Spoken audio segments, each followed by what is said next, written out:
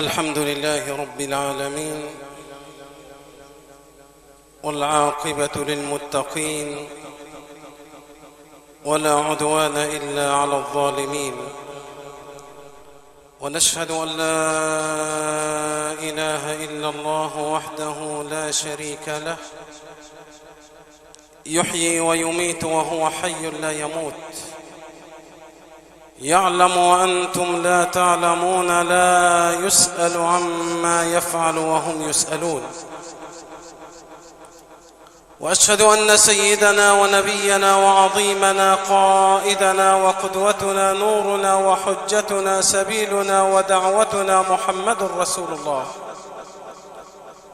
سيد الأبرار،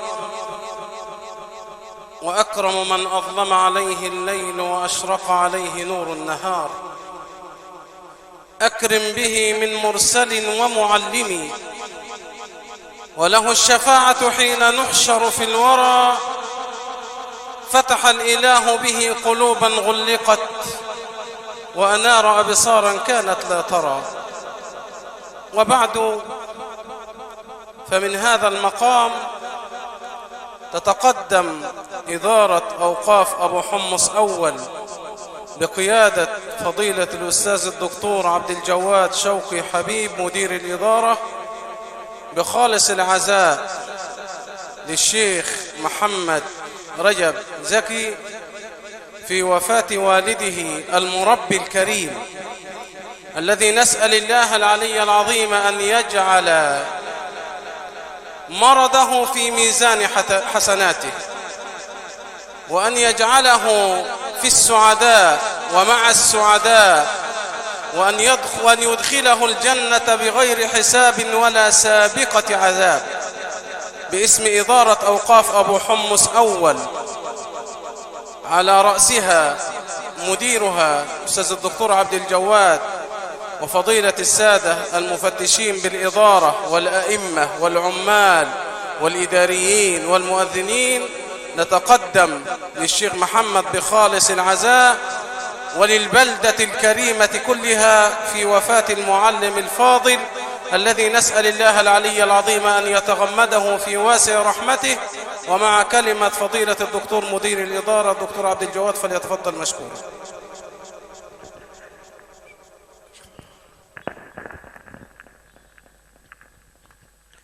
أعوذ بالله السميع العليم من الشيطان الرجيم. بسم الله الرحمن الرحيم. الحمد لله الذي تفرد بالبقاء فليس له شريك ولا شبيه، الحي ذي الجلال والإكرام فلا زمان ولا مكان يحويه، يسعد ويشقي ويفني ويبقي، فلا مشقي لمن يسعده ولا مسعد لمن يشقيه. حكم بالموت على الصغير والكبير والعظيم والحقير، فلا محيي لمن يميته ولا مميت لمن يحييه. أحمده وما حمده حامد إلا نال ما يجزيه، وأشكره شكرا لا منة لي ولا لأحد فيه. وأصلي وأسلم على سيدنا محمد الذي حاز من الشرف أقصى معاليه، سلم عليه الشجر والحجر والمطر في فيافيه، أنزل عليه قرآنا عربيا غير ذي عوج، عجز الفصحاء والبلغاء عن إدراك معانيه. صلى الله تعالى عليه وعلى آله ومحبيه، ومن صار على هديه واقتفى أثره إلى يوم الدين. وبعد، الحضور الكرام، هذا هو الموت، لا يترك صغيرا لصغره ولا كبيرا لكبره ولا عالما لعلمه ولا نبيا لدعوته، إذ الكل إليه صائر وبين يديه ماثل. فمن زحزح عن النار وأدخل الجنة فقد فاز. قضية الموت قضية منتهية. الموت لا يترك صغيرا لصغره ولا كبيرا لكبره ولا عالما لعلمه ولا نبيا لدعوته، الكل إليه صائر وبين يديه ماثل، فمن زحزح عن النار وأدخل الجنة فقد فاز. لكن ينبغي للإنسان في مثل هذه المواقف أن يحقق عبادة، ألا وهي عبادة الرضا، لأن الله تبارك وتعالى ما خلقنا إلا للعبادة. قال ربنا تبارك وتعالى: وما خلقت الجن والإنس إلا ليعبدون. العبادة مش صلاة وصيام وزكاة وحج بس، العبادة في كل نفس يتنفسه الإنسان، فكل أمر وضده له عبادة. فالفرح له عبادة وهي عبادة الشكر، والحزن له عبادة ألا وهي عبادة الرضا. وينبغي للإنسان أن يأخذ بقدر من كل عبادة. كل موقف يحتم على الإنسان أن يأخذ بعبادة ما. في حالة البلاء ينبغي للإنسان أن يحقق عبادة الرضا. ولنعلم علم اليقين أنه لو لم يكن للصبر جزاء لما جعل له ربنا تبارك وتعالى له بابا في الجنة. ربنا زي ما جعل للصيام باب في الجنة، وللصلاة باب في الجنة، وللزكاة باب في الجنة، جعل ربنا تبارك وتعالى للصبر بابا في الجنة. فينبغي للإنسان أن يحقق عبادة الرضا في مثل هذه المواقف. النبي صلى الله عليه وسلم في جنازة ولده بكى صلى الله عليه وسلم. لما مات ولد أحد التابعين وهو ابن الفضيل بن عياض، هذا الولد كان بارا بأبيه وكان ولدا صالحا، وكان من بره بوالده أنه كان يقول له: يا أبت سل الله الذي جعلني لك زخرا في الدنيا أن يجعلني لك زخرا في الآخرة.